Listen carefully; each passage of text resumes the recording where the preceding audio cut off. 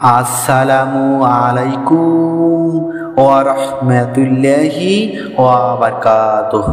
ইসলামের জীবনের দর্শক, আশা করি আল্লাহর অশেষ মেহেরবানি ও দয়ায় আপনারা সবাই সুস্থ ও নিরাপদে আছেন।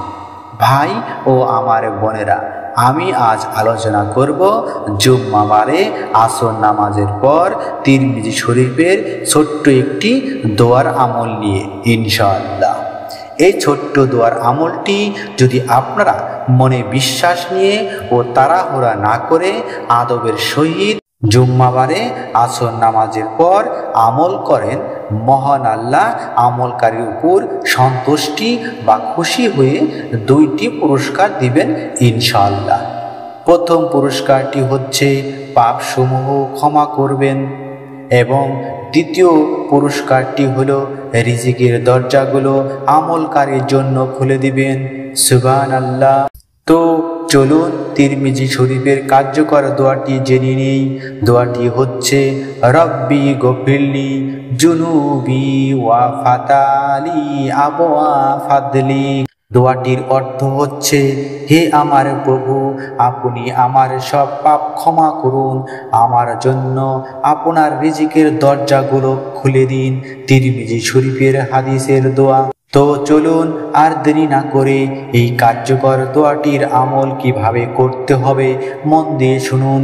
তার আগে আসুন মহান আল্লাহর কাছে একটু প্রার্থনা করি। হে মহান আল্লাহ, তুমি আমাদের জীবনের সকল গুনাহ ক্ষমা করো এবং রিজিক বৃদ্ধি করো এবং রিজিকে বরকত দান করো, আমিন। ছোট্ট অনুরোধ, ভিডিওতে একটা লাইক ও চ্যানেলটি সাবস্ক্রাইব করে বেল বাটন অন করবেন। আমলটি অবশ্যই জুম্মাবারে আসর নামাজের পরই করতে হবে। এই দোয়ার আমলটি করতে মাত্র 15 মিনিট সময় লাগবে। আসর নামাজের পর ওযু থাকা অবস্থায় জায়নামাজে কিবলামুখী হয়ে বসবেন। এরপর সর্বপ্রথম আস্তাগফিরুল্লাহ আস্তাগফিরুল্লাহ আস্তাগফিরুল্লাহ এভাবে মাত্র 7 বার জিকির বা পাঠ করবেন। এরপর আজকের আমলের দোয়াটি রব্বি গফিরলি জুনুবি ওয়া ফাতালি আবওয়া ফাদলি, এই দোয়াটি মাত্র আপনারা 11 বার পাঠ করবেন।